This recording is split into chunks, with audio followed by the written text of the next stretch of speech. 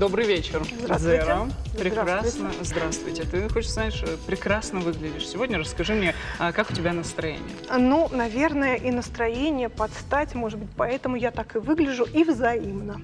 Спасибо. Расскажи, как ты отпраздновала? Вчерашний праздник, который широко отмечали мы всей страной, я отметила наедине с собой, я погрузилась в чтение и, в общем, довольно осталась. Но я также знаю, что праздновали не только у нас в стране, но и вот Бурдж-Халифу подсветили в цвета российского флага в честь Дня России. А здание насчитывает, напомню, 163 этажа. Это прекрасное зрелище, мне кажется, сказать. да, надо было такое увидеть, но мы вчера были в Осетии, поэтому мы не увидели. А ты как провела время? А я была дома и пила кофе в самой лучшей алагирской кофейне. Алагир лакшери? Конечно, почему бы и нет. Знаешь, вообще, мне кажется, что выходные это всегда чудесно, и я вот сейчас улучшу тебе настроение. 31 декабря хотят сделать официальным выходным днем. Ну, я, наверное, ждала этого всю трудовую жизнь. Знаешь, при подготовке производственного календаря на 2025 год Минтруд рассмотрит предположение о том, чтобы 31 декабря стал официальным выходным днем. Ну, до 31 декабря еще жить и жить, еще вести и вести кучу. Конечно. Множество, великолепное множество эфиров, поэтому давай начнем сегодняшний. Давай. И самое время представить ведущих. Самое время, да. Сегодня с вами будут Зера Сакараева и Карина Тамаева.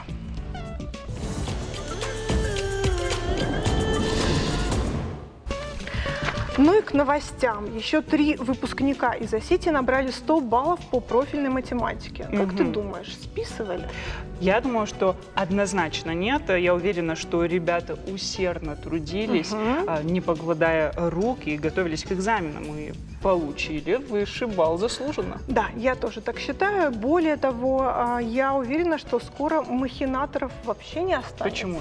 Дело в том, что Рособорнадзор выступил с инициативой запретить срочную пересдачу экзамена для тех, кто попался на списывание. Вот так. Таким образом, если эту инициативу одобрят, то получается, что списывальщики смогут пересдать экзамен аж через год.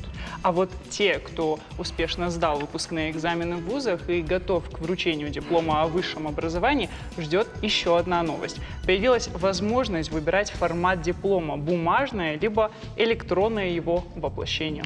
Карина, а ты бы какой формат выбрала сегодня? Ой, Зера, ну, наверное, бумажный. А знаешь почему? Почему? Потому что, ну, в первую очередь, он выглядит солиднее.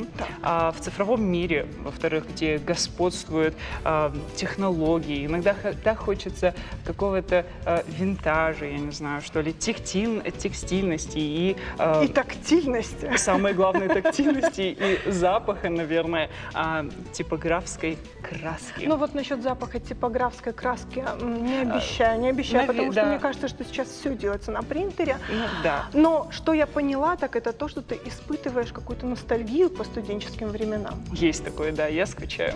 Ну давай предоставим тебе возможность сегодня отчасти почувствовать себя абитуриентом. Давай, согласна? Да.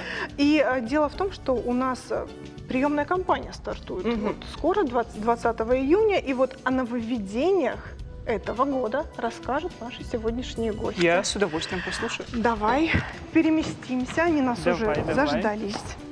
Добрый вечер. Добрый вечер. Здравствуйте. Чаек не пили? Спасибо. Я, наверное, еще не совсем скоро буду заново поступать, но все равно надо же быть в курсе всех актуальных новостей и событий и быть готовой. Так, у нас Алан, Давид и Анна, люди, которые имеют непосредственное отношение к вузам нашей республики, ну и отчасти к приемным комиссиям. И, наверное, логично, что мы вам адресуем вопросы, в принципе, будут схожие, так что вы можете брать право слова. Мы выступаем здесь модераторами этой беседы. Итак, вот я, Карина просила не упоминать, но заканчивала вуз лет, пускай, плюс-минус 20 лет назад. И мне хочется понять, что вот сегодня изменилось. Вот если бы я поступала сегодня, через что мне бы пришлось пройти? Ну, есть изменения, конечно, и в форматах есть изменения в процедурах, есть изменения, конечно же, в новых программах, которые сегодня, и уверен, у моих коллег, и у нас тоже, конечно, в аграрном университете они тоже есть. То есть это и возможность подавать документы через госуслуги, это и возможность поступать в определенное количество вузов, допустим. Да, это небольшие изменения, связанные с, опять же говорю, с введением новых программ, которые открыты, допустим, только у нас в университете. Это по СПО 7 новых программ и, соответственно, около 6 программ еще по вузовскому образованию. Ну и, конечно, я думаю, в ближайшее будущее нас ждет всех какие-то еще изменения, связанные с частичным, скажем так, отказом от болонской системы и переходом к собственной суверенной, собственно говоря, национальной системе образования высшего. Мы сможем преодолеть эти сложности, как по-вашему? Ну, у нас, в принципе, нет выбора. Конечно, конечно, конечно. Безусловно. А что касаемо именно вот работы приемной комиссии, что в 2024 году не так, как в 2023, а что осталось неизменным? Ага. Ну, если говорить о нашем университете, то мы изменили формат реализации приемной комиссии. То есть сейчас мы подготовили ребят, студентов, наших магистрантов и молодых ученых, которые будут полностью закрывать вопрос проведения самой приемной кампании. Вот, то есть у нас будет такой какой-то большой движ постоянно в приемке, где будут приходить люди, которые уже выпускники наши, где будут, собственно говоря, работать наши ребята.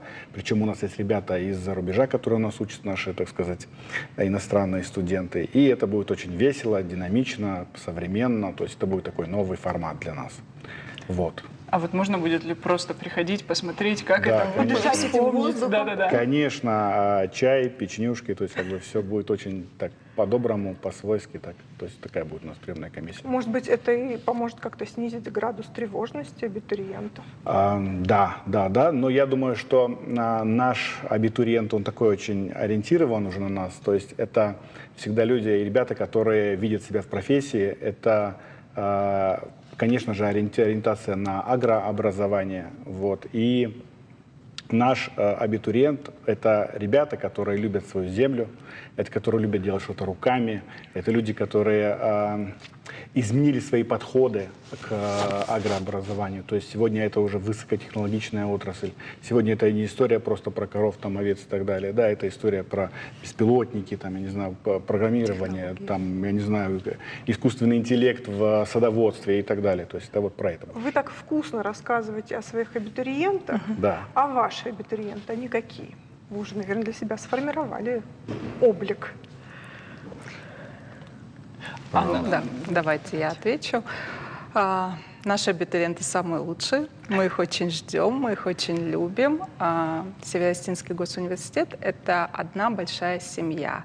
И когда порог приемной комиссии переступает абитуриент, мы окутываем его родителей любовью, заботой, лаской, потому что это очень тревожное время для абитуриентов и для их родителей. Мы стараемся, чтобы им было комфортно, удобно, чтобы они не нервничали. И самое главное, сделали правильный свой выбор, который не навязан кем-то другим, а именно свой выбор, чтобы они не боялись его сделать. А вот говоря еще подробнее про приемную комиссию, из кого у вас она будет состоять? У нас традиционно десятки лет работают в приемной комиссии студенты Северо-Осетинского госуниверситета. Они очень любят это время, они получают удовольствие. Впрочем, как и наши абитуриенты, которые всегда радуются, не получают никаких негативных эмоций. Ну, наверное, это очень важно. А почему они так рады? Они себя чувствуют уже такими взрослыми, осознанными Да, конечно. людьми, почти педагогами. Почти педагогами, да, и не только педагогами, но и, наверное, правильнее будет сказать наставником, который может немного помочь, немного разъяснить какую-то ситуацию. Как и, наверное, и в дальнейшем уже, когда Конечно, абитуриенты конечно. становятся первокурсниками. Конечно. Давид, ваша очередь рассказать о своих абитуриентах. Я могу рассказать о правилах приема не высшее учебное заведение, а учреждения среднего профессионального образования. Одно И- из самых популярных у нас в республике. Да, с каждым годом все больше и больше количество девятиклассников выбирают не 10 класс, а поступление в систему среднего профессионального образования. А с чем вы это связываете?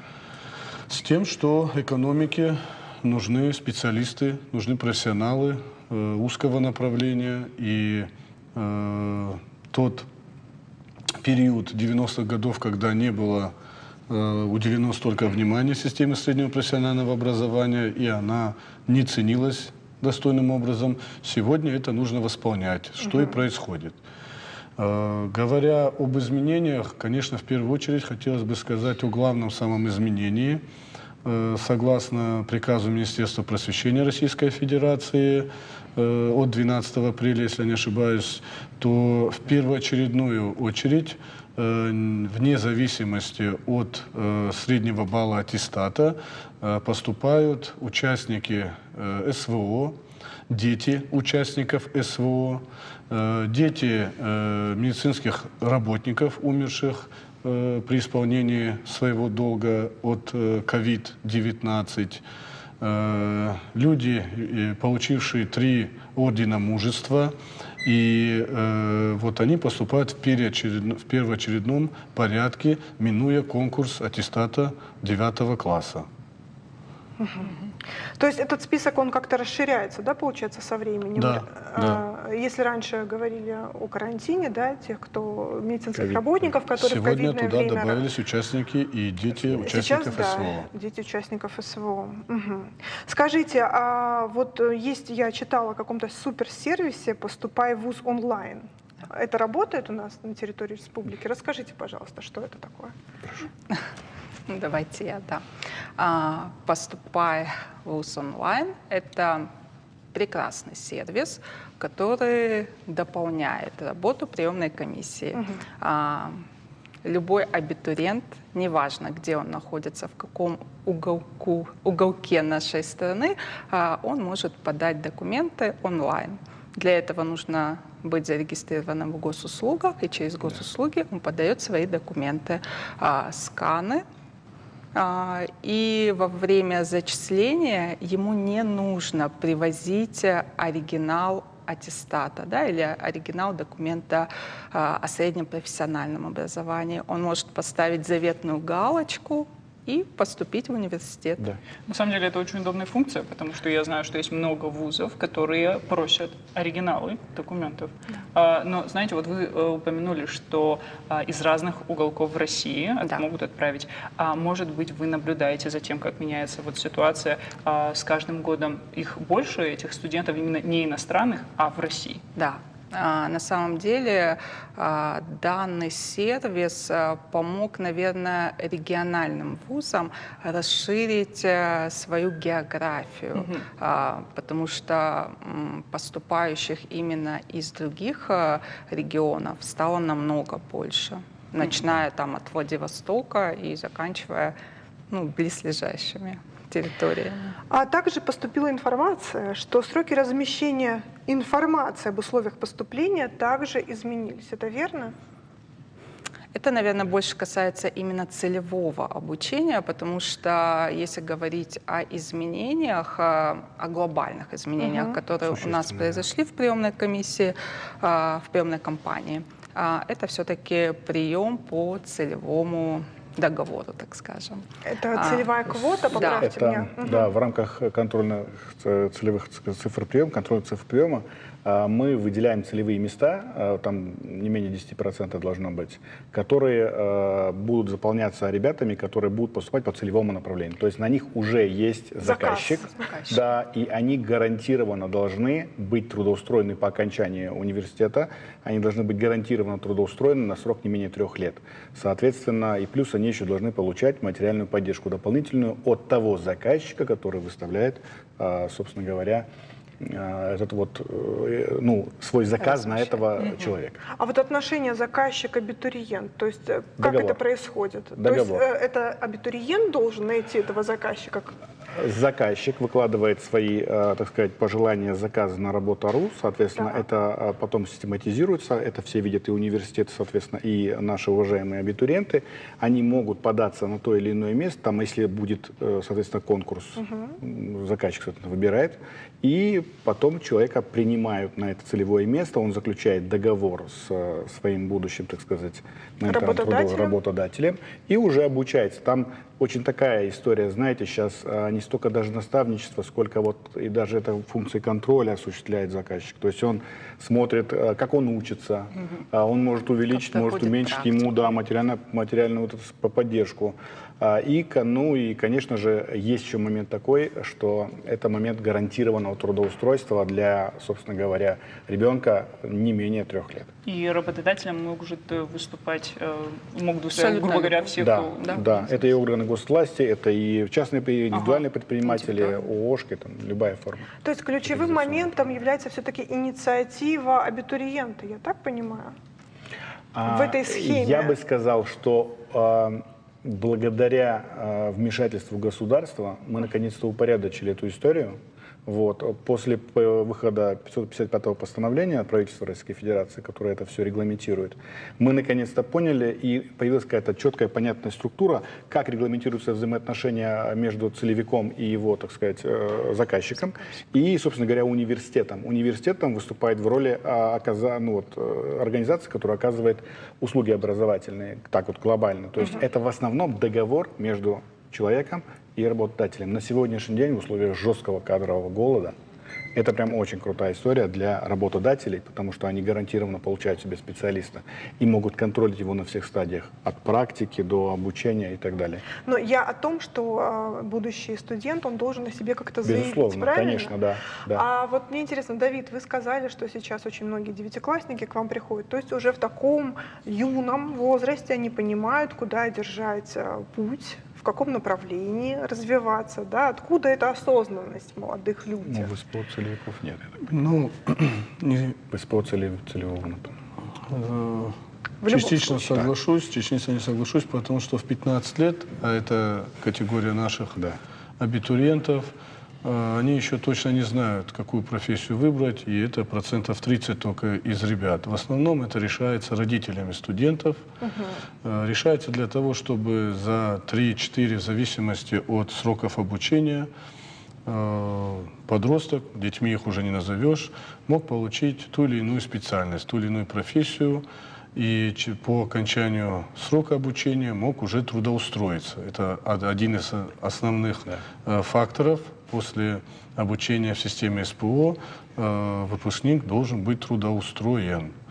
У него есть возможность поступить дальше в высшее учебное заведение, не сдавая единый государственный экзамен, а просто при поступлении сдавая 3, как раньше, вступительные экзамены внутри вуза. А также он может продолжить трудоустроенным обучаться на заочной форме обучения в ВУЗе. То есть у них много уже путей дальнейшей деятельности. Это понятно, и родительское участие тоже понятно. Но сейчас такие дети, вы попробуйте им что-то навязать, рассказать, куда они должны пойти учиться. Ну, я по собственному опыту скажу, что это достаточно сложно. И все-таки они оказываются у вас, в стенах вашего учебного заведения. Вот как вы думаете, откуда вот у них берется эта, все-таки достаточная уверенность того, чем они хотят заниматься в будущем? Может быть, эта популярность растет вот этих специальностей, которые вы обучаете в своем учебном заведении? Вы вначале сказали, что обучение в системе СПО, оно с каждым годом все больше и больше. Сейчас уже больше 60% выпускников, они выбирают систему профессионального образования. Система профессионального образования очень богата не только на приобретение навыков, это и воспитательная работа. Многие себя находят и в спортивных направлениях, созданных в спортивных клубах в системе СПО, и в творческих направлениях. Это показывает студенческая весна, которая ежегодно у нас в республике проходит.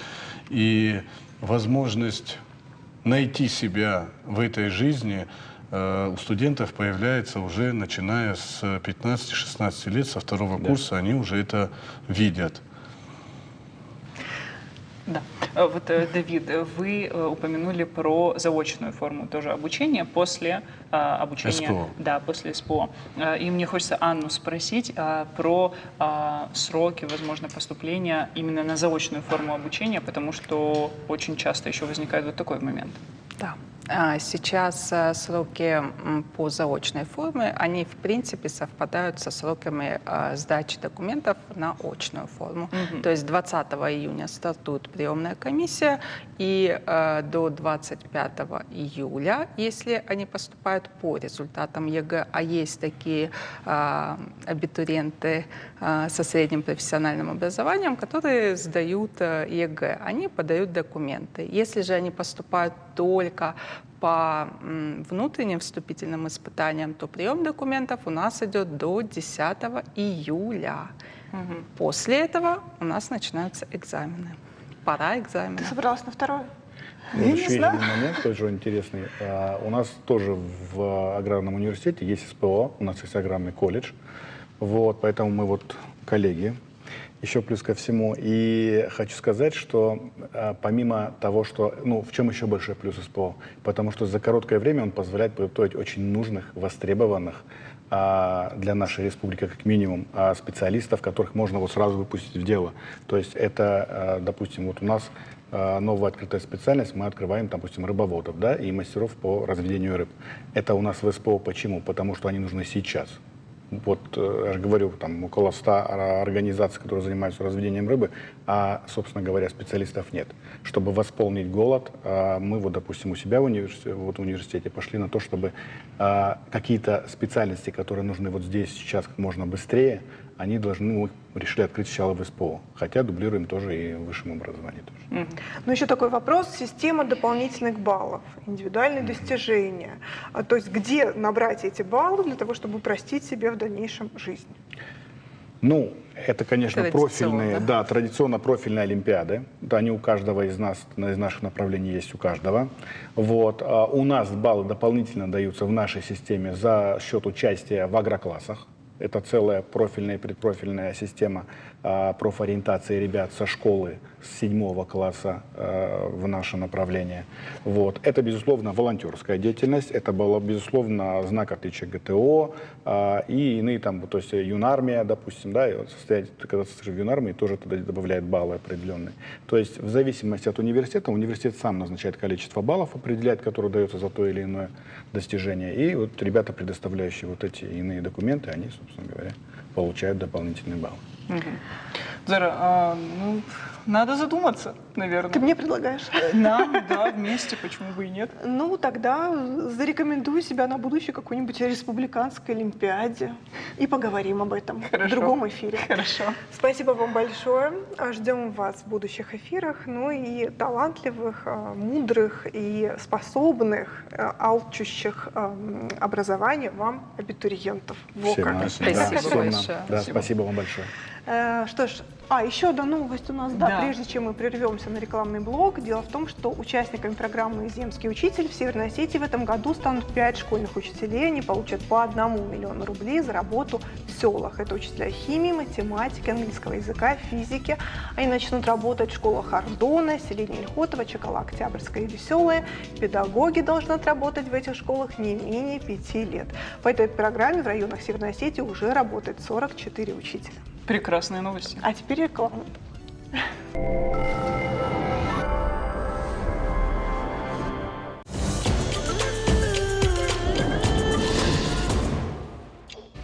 Зар, скажи, вот ты любишь самокаты? Электросамокаты? Никакие, признаться, терпеть не могу. Тогда вот новость для тебя. Доступ к ним стали блокировать подросткам. Это сохранит жизнь и здоровье всех участников движения, считают эксперты. Сервисы кикшеринга планируют собирать данные о возрасте с помощью операторов связи и банковских карт. Если подросток не проходит по возрасту, его учетную запись заблокируют. Вот и правильно. Пусть займутся лучше чтением, огород прополят или поплавают. Хорошо, а где, если поплавают? Ты просто сказала. Я вот не знаю, например. Ну, можно поплавать и водная городская, слава Ага. богу. Кстати. Не уверена, что функционирует, но уже набережную очень даже красиво вымостили. А вот тем более, что на юге России, нашей Так. прекрасной страны, а если быть точнее, то на Черноморском побережье уже давно начался купальный сезон. Вода там прогрелась до 22 градусов, а вот еще в Крыму нужно, наверное, еще немножко подождать до второй половины месяца. Ну, как хорошо, что нам есть где купаться летом. Вот, и вы теперь подошли к разговору о водной, да? Да, Скажи, ты там собственно. уже была? Я была, я прошлась по бережку, так Ага, скажем, да, по пляжу. не заходила в воду, так аккуратненько, культурно. Эстетика почему? мне близка, Да. городской водной, но мне кажется, что я не скоро окажусь в числе купающихся по одной простой причине. Почему ты не умеешь плавать? Ну, скажем так, я опасаюсь плавать. Это печально. Но знаешь, это же опасно, если ты сказала, опасаюсь плавать, да, это очень опасно. Тем более одной тогда заходить в воду. Ну что же ты там тогда будешь делать? Ну, во всяком случае, я могу всегда и на бережку посидеть, да, но Да. на худой конец я держусь на воде, если уж Ну тогда по-честному, это то я может- держусь на воде. Но другое дело, что даже профессиональные пловцы не застрахованы от несчастных случаев на воде. Да. И знаешь, все-таки мы должны быть и сами более ответственны за то, что мы делаем, если уж мы подходим к Спасение воде. утопающих – дело рук самих утопающих. Ну, не во всех случаях, возможно, но все-таки мы же должны надеяться и не только на спасателей. Ну да, кстати, специалисты провели проверку на водной станции по Ага. поручению главы республики Сергея Ивановича Меняйла. И вот я, например, очень надеюсь, что в ближайшее время, если и были обнаружены какие-то недочеты, они Мгм. будут устранены, и мы будем более уверенно чувствовать себя на городской водной. Ну, я буду на это надеяться. И все-таки, Дзера, я опять возвращаюсь к очень важному вопросу. Что делать человеку, если он не умеет плавать? Как не я, а вот А кто же? Ну, наверное, на помощь таким людям придут наши сегодняшние гости эфира. Придете? добрый вечер. Добрый вечер. Обращайтесь. Добрый вечер. Скажите, вот давайте начнем с теории. У меня есть медицинские эфиры, и я там предлагаю всегда немного затронуть пользу предмета, да, обсуждения, вот пользу там определенного аспекта здоровья, да. В данном случае польза плавания. В плавании, как в лыжах и в гимнастике, участвуют все мышцы тела, то есть все группы мышц. Так. Поэтому его пользу переоценить очень сложно. Это у нас и кардионагрузка, и дыхательная нагрузка на дыхательный аппарат, потому что правильно плавая, нам нужно опустить лицо в воду и сделать выдох в воду. Это делается с усилием.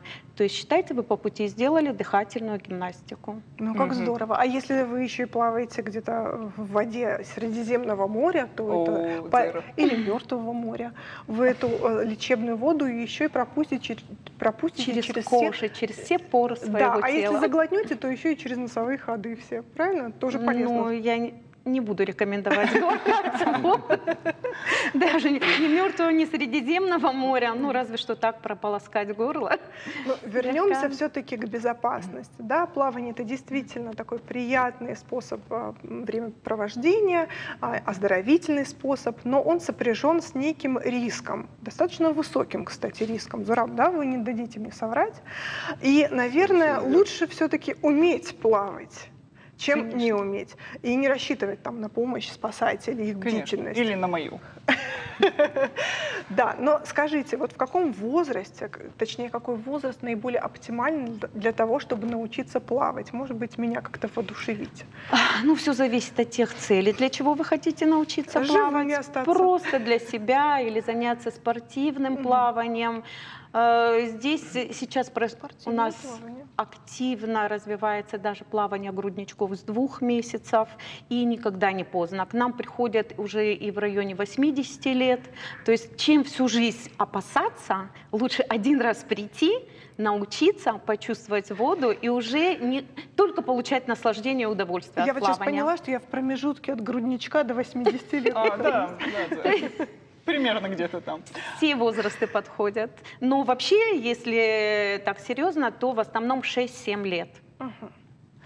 Да, а скажите, вот что влияет на успех того, как быстро и как качественно человек научится плавать правильно? Ну, здесь важна и координированность человека, то есть его мышцы. Сейчас, к сожалению, многие детки, например, у них не все группы мышц даже во время ходьбы задействованы. Естественно, им быстро научиться плавать именно из-за этого сложно. Надо сначала их чуть-чуть привести в тонус, в норму, чтобы они это делали. То есть координированные детки, которые уже ходят на какой-то вид спорта, они быстрее учатся плавать. Они координированные взрослые. Я не о себе. Все возможно. И медведя учат ездить на велосипеде, так что... Ну вот я-то лично воды не боюсь. Ну, опять же, да, такое откровение. Если дно там есть. Просто разыграла вас. Но у меня есть знакомые, которые панически боятся. При этом они даже умеют плавать, многие из них, но они панически боятся воды. Они плавают только там, где они, когда они примут вертикальное положение, достанут до дна. Ну, здесь лучше обратиться к специалисту, потому что... Нет, достаточно легко это можно понять, например, в пределах глубокого бассейна, где половина бассейна мелкая, а половина глубокая. То есть если человек проплывает мелкую часть, ни он не поменялся, ни вода не поменялась, что мешает плыть по той же самой, точно такое же расстояние по глубокой части? Ничего. То есть нужно понять это умом и почувствовать это всем телом. Вот так просто. Значит, можно в целом научиться и самостоятельно, если есть... В целом, конечно же, и щенка можно кинуть, и человека кинуть, он как-то барахтаясь выгребет. Да. Но, понимаете, плавать можно эффективно, то есть плыть быстро, а сил тратить мало, не уставать. А можно просто барахтаться и биться изо всех сил, не получая при этом никакого удовольствия, а только думать, мне бы доплыть. Это чуть-чуть разное, мне кажется. Лучше один раз заморочиться, научиться и уже получать каждый раз от нахождения в воде удовольствие и пользу. Зураб, а на фразе вот можно и там, в реку выкинуть. Ну, известно же всем такие случаи. Лучше не надо кидать в воду. Вот, я о том же. Просто я помню еще из такого советского прошлого, что многие родители, точнее некоторые родители практиковали такое, знаете, вот погружение человека в критическую ситуацию, в данном случае в реку, в озеро, Бросали в речку. и вот выплывай. А сейчас, как я понимаю, уже таких родителей не осталось, или все-таки? Я думаю, что сегодня тоже есть такие родители. Но предпочтительнее, конечно, если профессиональные специалисты будут готовить детей, будут учить плавать. А вы сами как учились плавать? Вот как вы говорили, закинули в речку. Вот так меня и закинули в речку. Вот так и научились плавать. Но это правило работает далеко не со всеми. Да. А возможно, вот во время плавания, да, когда даже мы учимся плавать, Лада, вас хочется спросить, а возможно, есть какие-то вспомогательные, ну, я не знаю, средства? Они очень забавно выглядят, я помню, да, в бассейне видела, да, такие, ну, как коромысло, что ли, что-то пробковое такое. На начальных этапах. Вы знаете, я расскажу на эту тему интересный случай, который произошел на днях. Так. У нас на работе в тренерской случайно оказались два таких коромысла, они давно там лежали, и мы ими не пользовались. И вот, значит, я привела внучку попробовать, зашли и решили на ней спробовать. Сначала я и моя коллега думали, как его собрать, потом подошли к третьему коллеге и спросили, как им пользоваться. Он сказал, что это такое? Успели забыть. В общем, нет. Я предлагаю пользоваться без всяких, попробовать сразу же, то есть методом легких упражнений, переходя к более сложным, попробовать сразу. Если уже не получается, то можно дать какую-то там дощечку. Не получилась дощечкой, добавили нудл. Не получилось нудлом, добавили еще что-то. И вот вы уже на надувном матрасе. Нет, до этого обычно не доходит. Это очень редко такое бывает. Когда доходят вот до этого коромысла и... Ну, 2-3 занятия, если у человека вообще паническое какое-то отношение к воде, страх, побыть на нем, чуть-чуть освоиться, и опять-таки мы его забираем и даем что-нибудь попроще. А Ну, лучше с первого раза научиться просто чувствовать воду и на ней лежать. Тогда не понадобятся никакие средства дополнительные. Вы сказали упражнение, это вот тот знаменитый поплавок, что-то еще? Поплавок в том числе, А вы конечно. расскажите, как правильно делать? поплавок, как правильно делать. Делаем вдох, опускаем лицо в воду, подбородок прижимаем к груди, обнимаем коленки, как группировочка для кувырка. И затаиваем дыхание, и секунд 10 медленно считаем до 10. За это время у нас спина всплывает наверх, как поплавок. Там же у нас полные легкие воздуха. То есть мы как бы чувствуем, что вода нас Выталкивает, что она поднимает, и страх перед водой пропадает. Потому что одно из упражнений также, когда на не очень глубоком месте говоришь людям, что нужно дотронуться до дна. И они после нескольких попыток понимают, что они не могут ни сесть на дно, ни лечь на дно, ни даже руками сделать стойку на руках, дотронуться до дна. То есть они в течение там нескольких попыток обнаруживают вдруг, что вода-то их выталкивает. Оказывается, то, чего они боялись, еще и сложно сделать. Да, что опять я? Ну вот видишь, можно еще научиться. Я воодушевилась, честно. Но мне, в принципе, было бы интересно, сколько таких, как я, людей в осознанном таком возрасте, ну, так, с водой на «вы», скажем так. Много, да? У вас вы статистику какую-то ведете? Нет, ну я же у нас в бассейне наблюдаю, сколько людей приходят. То есть многие приходят и говорят, вот пока я не пришел, я приезжал на море и барахтался вместе с детьми где-то там по пояс вдоль бережка. А вот пару месяцев походил, и счастливые возвращаются и говорят, в этом году я первый раз доплыл не только до буйков, но и, может быть, совсем к эфиру. Но и за них спокойно доплыл туда-обратно и вообще не думал об этом. То есть если он может проплыть мелкую часть бассейна, он понимает, что он может и глубокую. Если он может несколько бассейнов проплыть, то есть 45 минут плавая в воде, он понимает, что ограничений, в общем-то, в принципе нет, кроме как в голове никаких. Это даже пройти сложно, а где уж плавать. Ну, насколько плавоспособное у нас население, давайте посмотрим опросы, узнаем.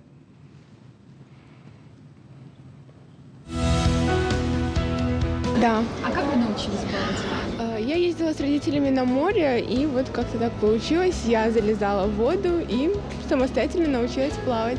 Боюсь воды. В бассейне в Орленке меня кинули просто в воду. И инстинкт самосохранения. Конечно. А как вы научились плавать? Заработок? Вот в детстве ездили, когда с отцом там на рыбалку. Вот. Он мне как-то говорит, смотри, говорит, рыба. Я такой, оп, у меня оп, ногой, и все. Серьезно? Он, правда, мне потом помог, как бы, ну, из воды меня достал, но с того момента как-то, вот, я не знаю, в воде привык держаться, и все. Да.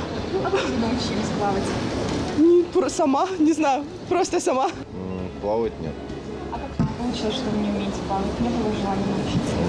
Было, вот сейчас планирую скоро пойти на плавание, если получится, конечно. Да, умею. А как вы научились плавать? Я часто бывала в селе и на речке. Я пускала руки на камушки, ходила вот так. Потом как-то само собой получилось. Да. А как вы научились плавать? Я ходила на плавание. 6 лет пошла на плавание. Вот видите, кого-то бросали в воду, а кто-то и сам приходил и профессионально обучался этому. Ваших учеников там нет? Нет.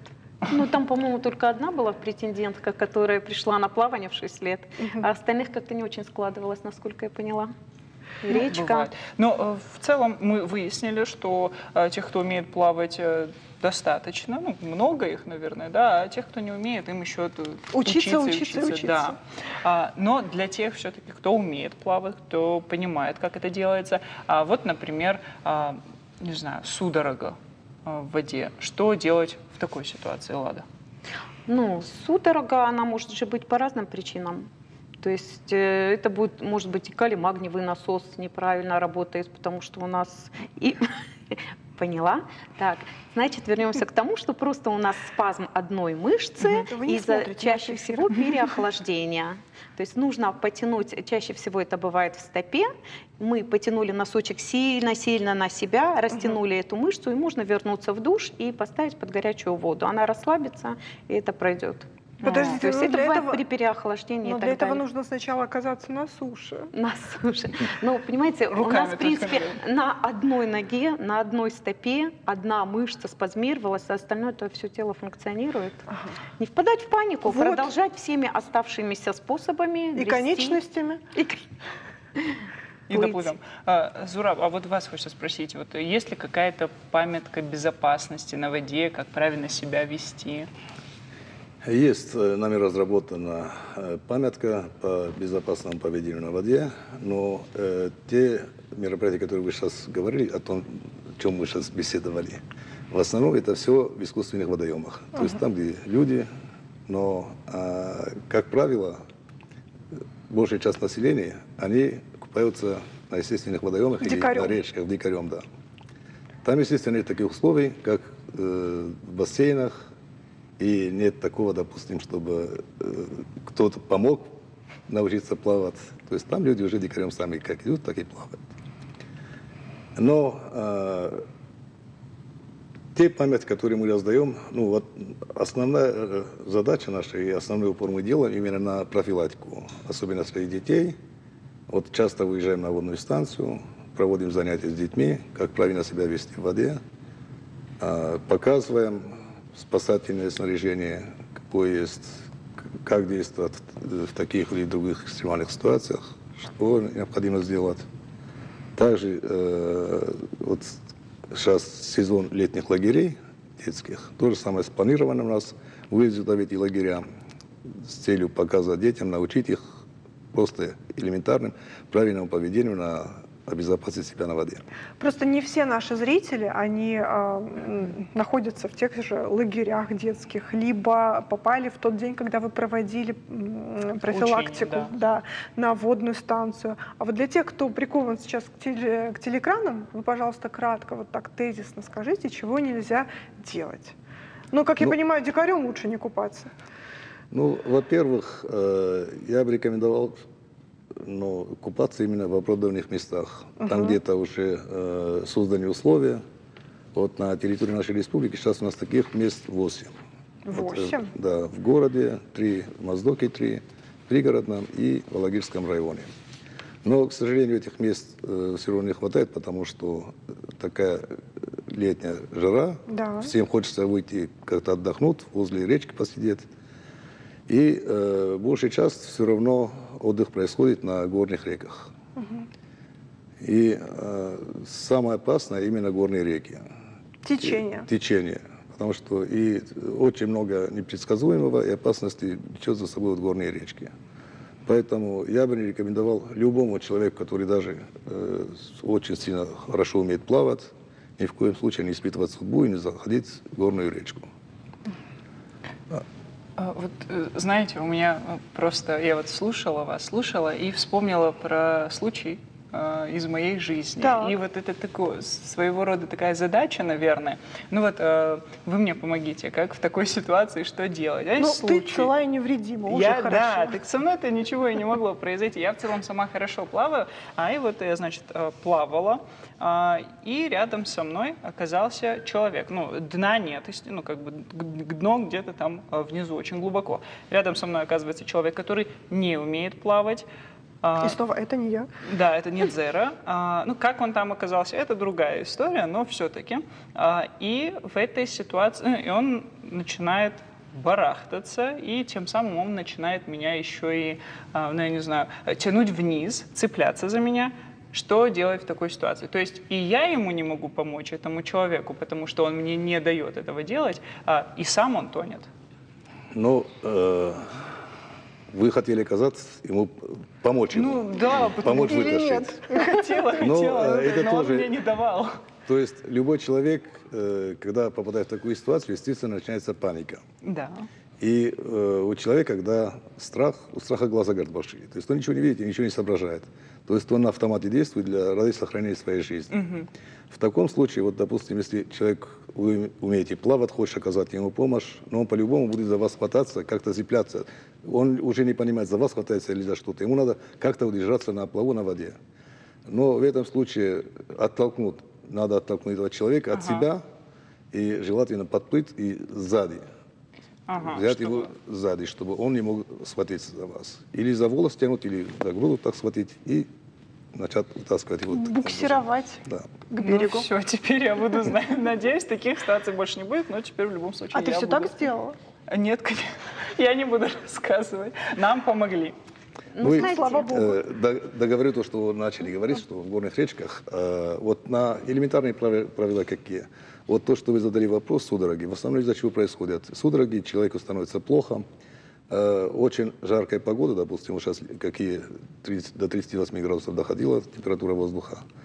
И люди, допустим, на солнце стоят, естественно, тело нагревается, и заходят сразу, прыгают или заходят сразу в воду. Естественно, когда разность температур, и вот особенно опасно это те, которые гипертоники, у кого сердечно-сосудистые заболевания, Сердечно-сосудистые, да.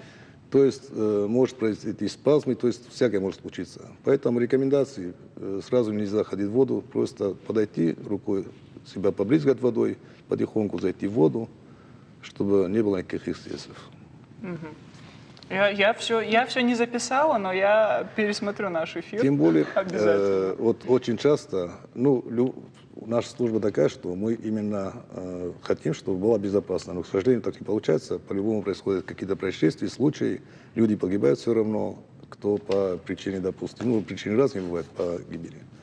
Но особо так, трагедия, когда погибают дети. Зачастую от наводной станции тоже мы выезжаем. Дети сами по себе, то есть без родителей, без внимания, без присмотра ходят, прыгают. Вот это самое страшное, самое опасное. То есть родителям ни в коем случае нельзя ребенка ни на одну секунду с поля зрения упустить. То есть постоянно он должен быть рядом с ним, чтобы в любой момент мог оказать помощь. Спасибо вам огромное за рекомендации. Вы что-то хотели добавить? Да, в тот момент, когда рассказывали, как транспортировать утопающих, я хотела дать совет, что если так произошло, что он в вас вцепился уже, он будет по вам карабкаться, как по лиане, и тем самым вас топить. Да. Нужно не пытаться с ним там плыть и так далее. Вы должны, наоборот, нырнуть вниз. Только в этом случае он вас отпустит. То есть, если он уже вцепился, вы, наоборот, уходите вниз, он из чисто инстинкта самосохранения вас отпустит, и потом уже заплываете сзади, уже его берете и транспортируете. Зато теперь я знаю, с кем пойду учиться. В бассейн. Спасибо вам. Спасибо огромное. Были действительно очень важные, актуальные советы.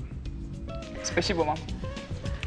А сейчас короткая реклама на телеканале. Оставайтесь с нами.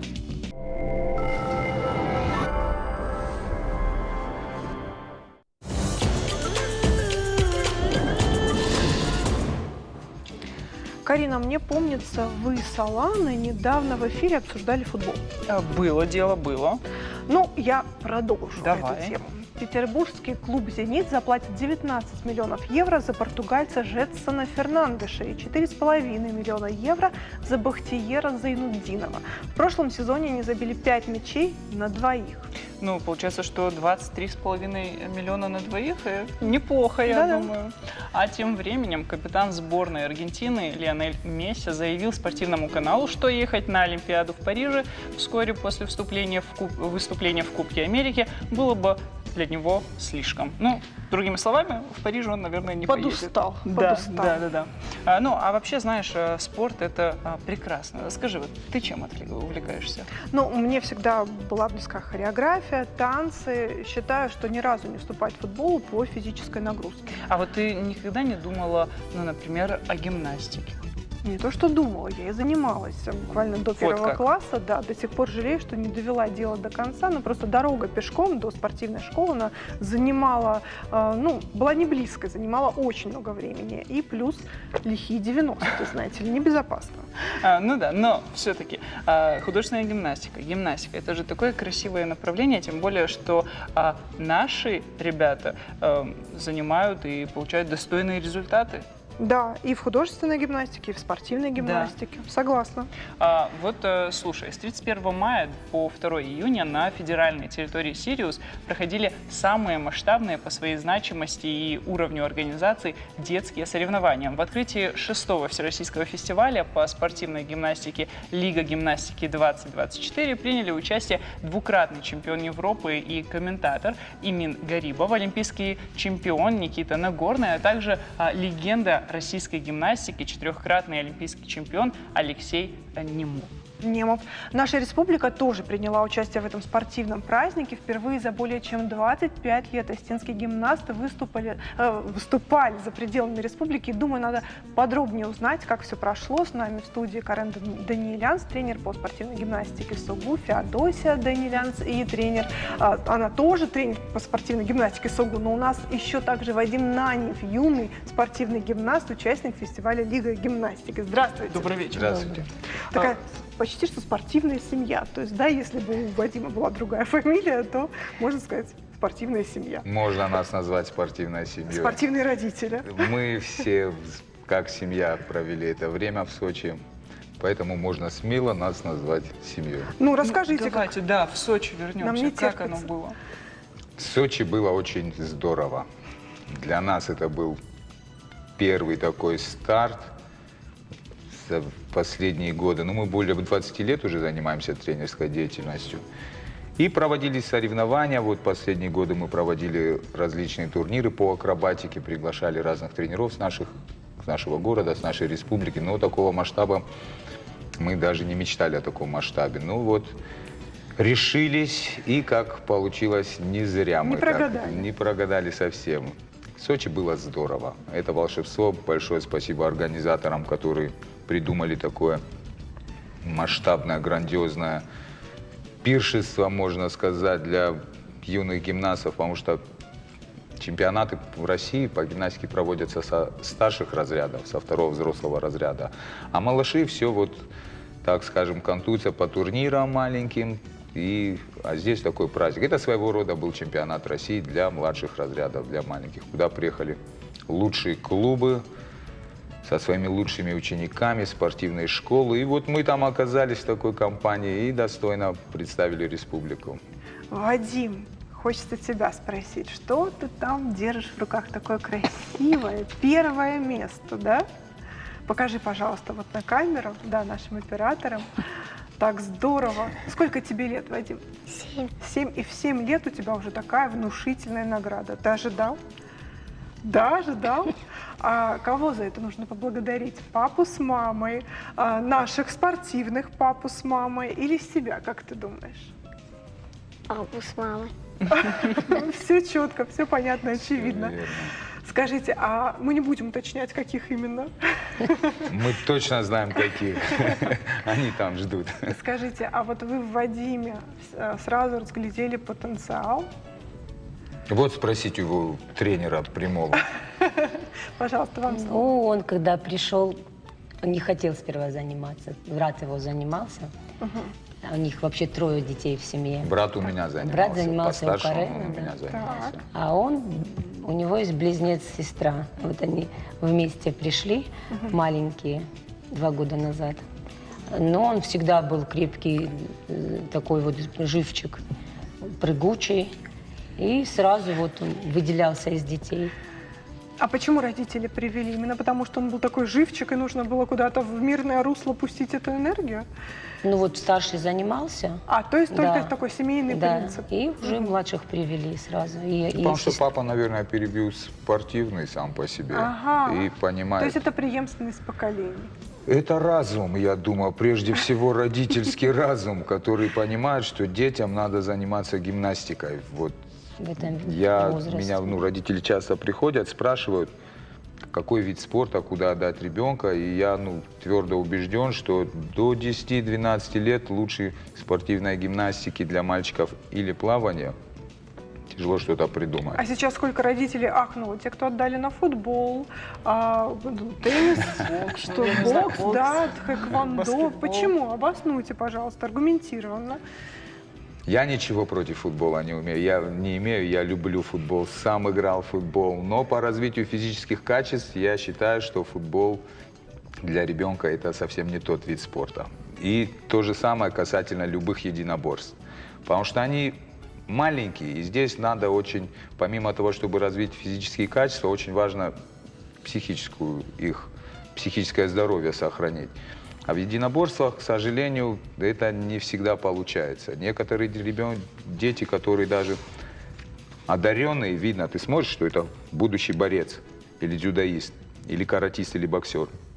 Но на данном этапе, если чуть-чуть неправильно его повести, он может сломаться, и у него может возникнуть отвращение к этому виду спорта напрочь. К сожалению, в моей практике были такие случаи, когда именно вот так все и происходило, и потом мы разговаривали, беседовали с родителями, и это, наверное, вина тренеров. Тренер более внимательно должен к таким моментам относиться. Поэтому, а мы развиваем все просто-напросто. То есть это более гармоничное развитие ребенка, получается, гимнастика? Да, 100%. Вот, Федорович, вас хочется спросить еще про соревнования. Как долго вы готовились? Ну вот прям именно к этим соревнованиям они готовились 4 месяца. Ага. А вот насколько сложно это было? Возможно, там есть какие-то подводные камни, о которых... Тут уже мы напрягали и родителей, и сами. Это они занимались каждый день. Подождите, родители занимались? Нет, детей водили, я имею в виду, мы напрягали их, потому что кого-то мы даже вот со школы, были проблемы со школой, вот как-то договорились с учителями, чтобы вывести их. Вот, кто-то был на домашнем обучении даже. Вот потом... По поводу проблем со школой, это отдельный вопрос. Да. Продолжайте. Вот, и вот 4 месяца была плодотворной работы. Они занимались по 3,5 часа в день, трудились. Вот и не зря их труды оказались. Вадим, тяжело было? Да. Хотелось все бросить? Нет? Почему? Все продолжается. Ну, ты чувствуешь себя победителем над собой, что ты вот себя смог победить, что тебе было тяжело, а ты все равно преодолел это и выиграл, да? А хочется еще таких побед? Да. Значит, мы можем уже сказать, что вот в будущем ты еще будешь участвовать. В наших эфирах. И сначала в соревнованиях, а потом нам об этом будут говорить, и ты будешь приходить к нам на эфиры. Да? Да. Ну все, значит, ждем, Всё, да? мы взяли с тебя слово. По поводу школы. Вот ты учишься, как я понимаю, да? Вот у тебя сложности с учебой возникают, потому что действительно тренировки, особенно когда они ведут к таким высоким результатам, они занимают очень много времени и сил, и эмоциональных сил. То есть тебе тяжело и физически, скорее всего, и умственно. Вот ты ощущаешь или ты справляешься с нагрузками и там, только честно? Да, справляюсь. Справляешься? Это какой-то необыкновенный ребенок. У него сестра-близнец, так. которая чуть-чуть больше справляется с нагрузкой по учебе, чем он. И помогает им. Все понятно. Просто у Вадима все четко распределено. Он знает, что сегодня он пойдет в школу, а потом у него, наверное, отдых есть, немного отдыха, потом на тренировки, и нет времени на всякое ненужное. А еще, может, на вводную он пойдет. Но все-таки, мне кажется, это действительно очень большая нагрузка, просто какие-то космические. Феодосия, скажите, как это можно привести в какую-то режимность, чтобы не пострадала ни одна из составляющих процесса? Это все нормировано у них. Мы стараемся не перегружать их. Вот из чего состоит день, например? Тренировка? Когда и школа, и тренировка, возможно. Они идут в школу, потом какое-то время они чуть-чуть отдыхают, если есть у них, потом к нам на тренировку. После тренировки у них тоже есть, уже они идут домой, отдыхают и, может, где-то там уроки делают. Да, может, и не делают. Я вмешаюсь. Да, пожалуйста. Потому что все зависит от цели, с какой родители привели ребенка. И от того, что тренер увидел в этом ребенке. Если тренер увидел, как мне кажется, если тренер увидел, что это перспективный юный гимнаст, тогда приходится жертвовать школой то, о чем вы говорите. Потому что вот Феня сама занималась 2 раза в день. Вот мы познакомились со многими тренерами из спортивных школ именно, где дети занимаются 8 часов в день. Двухразовые тренировки в день, ежедневно. Естественно, у этих детей будут достижения геометрической прогрессии расти по сравнению с нашими детьми или с теми, кто занимается. Ну, когда я сказал, что мы 4 часа в неделю занимаемся, все удивились, сказали приятные нам слова, что для такого времени у вас очень достойный результат. Это было приятно, но будем честными, если мы дальше хотим держать высокую планку, нам надо менять режим работы, нам надо будет увеличивать. Мы вот сейчас, когда подготавливались к этим соревнованиям 4 месяца, то мы увеличили нагрузку, мы чуть-чуть время, ну и свое забрали, и родителей время пришлось забирать, и, естественно, дети. Мы перешли на 3-часовые тренировки в день, и тоже каждый день. Иначе не получится. К сожалению, спорт таков, что чтобы чего-то достичь, надо побольше поработать. Дзера, вот знаешь, мне кажется, сейчас вот самое время для того, чтобы мы посмотрели, какие же они, эти результаты. Вадим, можно мы поддержим пока твой приз? Нам тоже очень интересно посмотреть. А ты нам, пожалуйста, покажи какие-нибудь движения, трюки. Вот тебе есть, наверное, где у нас разойтись. Покажешь нам? А ну, давай. свою коронку сделай. Иди, Давай. вот, нет, ты Мы вот, будем внимательно. наверное, туда можно? Или куда? Где, как ему встать? Куда ему встать? Давайте Может быть, вот здесь, сюда. да, на свету. Да. Вон туда? Вот, вот начни давай. вот отсюда. Да. Повернись. Пока. Вот так? Отлично. Ой, здорово как. И даже микрофон не выпал. Молодец. А ну, ровно, сделай фронтально, ровновесие. Нам еще учиться и учиться с Зерой. Сегодня Нет, Вот иногда. сюда развернись. Вот. Так, Да. вот, да. И красиво К фронтально. дядям-операторам. Вот так. Раз. Как красиво. Геометрия тела. Здорово.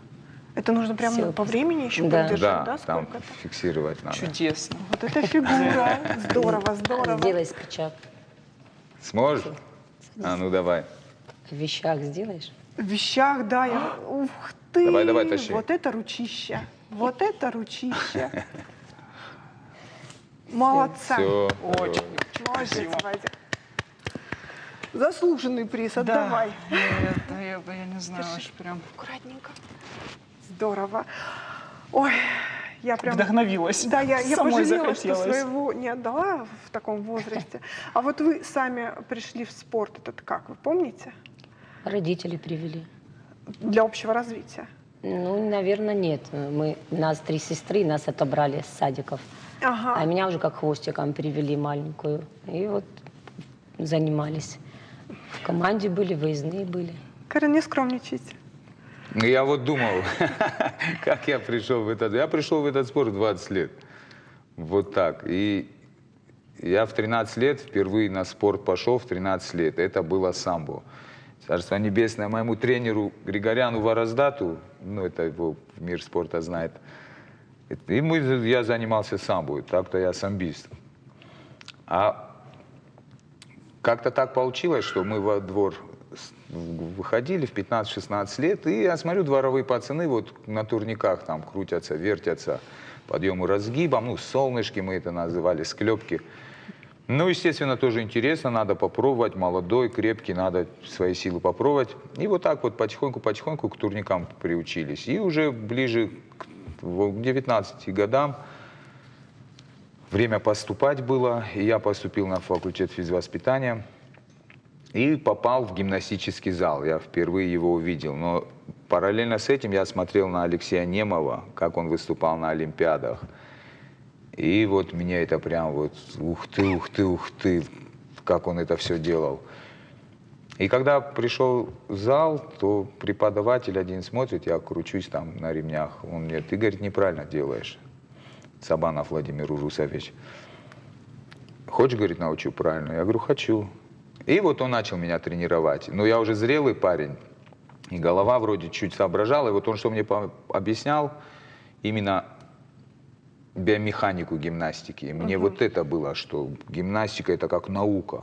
Если ты понимаешь, что можно быстренько достигать. Поэтому к детям еще вот лично у меня большое-большое прям требование и желание, чтобы ребенок был смышленый. Намного легче и проще работать со смышленными детками. Есть одаренные детки, смотришь, он растянутый, он сильный, он гибкий, но, к сожалению, он туго соображает, и это затрудняет процесс обучения, конечно, становится дольше. Поэтому я начал в 20 лет заниматься, и вот затем Юрий Данилович, наш, это первый мастер спорта по гимнастике в Северной Осетии, и благодаря ему вообще не умерла гимнастика в нашей республике.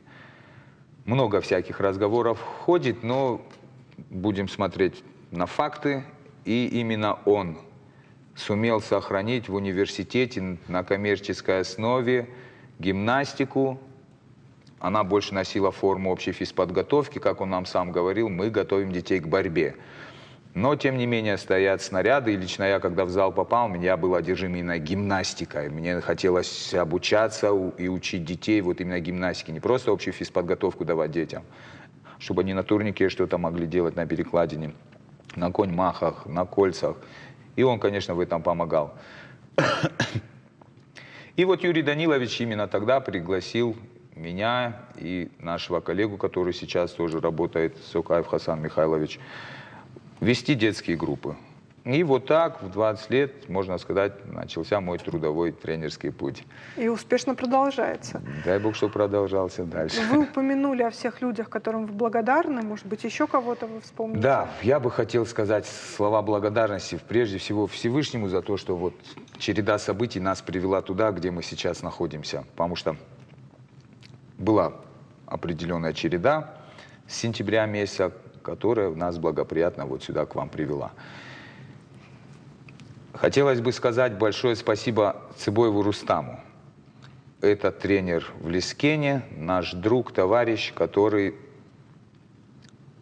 привез свою команду в декабре месяце на турнир по акробатике, который мы организовывали.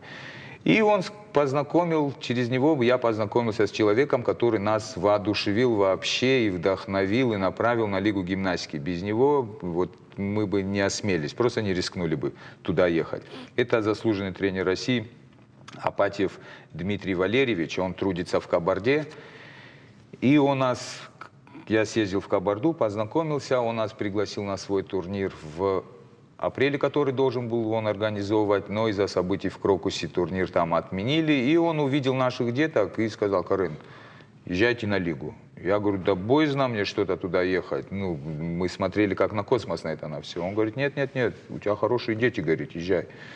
И мы набрались смелости, добавили прыти и поехали туда. И, конечно, еще хочется отметить тех людей, которые нам помогли финансово, которые очень сильно снизили финансовую нагрузку с плеч родителей. Потому что мы выезжали за счет родителей. И прежде всего это, конечно, Карасев Дмитрий Юрьевич, декан факультета физкультуры и спорта, Тюба Дмитрий Петрович, тоже обратились, помог, Битаров Зелим Вячеславович и Захрединов Рустам Иномович, мой друг и товарищ, тоже мы вот люди, которые безвозмездно, просто так, вот ради благого дела, ради детишек нам помогли, за что им большое-большое спасибо. А также всем родителям, которые доверяют нам своих детей, потому что мы ценим это доверие. И всем тренерам, которые нам помогали, я бы хотел их назвать, тех людей, которые вот сейчас, они нас замещают. Завтра мы уезжаем на другие соревнования. Это второй турнир. После Лиги гимнастики нас заметили там все абсолютно, стали приглашать туда-сюда. Нам это приятно, думаю, такие возможности терять нельзя. Но выезжая на соревнования, мы оставляем других детишек наших, которые остались в секции. И тренера Сокаев Хасан, Минасова Сусана, Калинин Артур, наши товарищи, друзья и коллеги, они нас замещают и ведут нашу группу на то время, пока мы отсутствуем. Надеюсь, в будущем это все изменится, и мы можем полной компанией будем ездить на крупные турниры. А потом приходить к нам на эфир. Да, С здорово. удовольствием. Вам спасибо большое, что вы вот создали для детей такую действительно еще одну, пускай спортивную, но все же семью. И они не чувствуют себя, ну, например, как некоторые дети в секциях, да, как-то одиноко, неуверенно. Вот чувствуется, что вы даете им этот такой задор и запал победителей. Хотелось бы в это верить, что именно так все и происходит. Но что пусть все слава детки- вас ширится, и вы уже в будущем, возможно, не будете так нуждаться в какой-либо помощи. Наоборот, будете помогать даже и сами. Такого масштаба мы вам желаем. Дай Бог. Спасибо. Вам спасибо. Зара, ну вот смотри, завтра пятница. Так. А послезавтра? Выходные, это значит, что обязательно надо погулять на природе, подышать свежим воздухом, шашлычком побаловаться. Да, я очень надеюсь, что погода будет комфортная и солнечная. Куда же без этого? Да. Но что касается эфира, то сразу после нас смотрите выпуск программы «Мироощущения», а затем после эфир телеканала продолжит выпуск новостей. Оставайтесь с нами и до новых встреч. До свидания.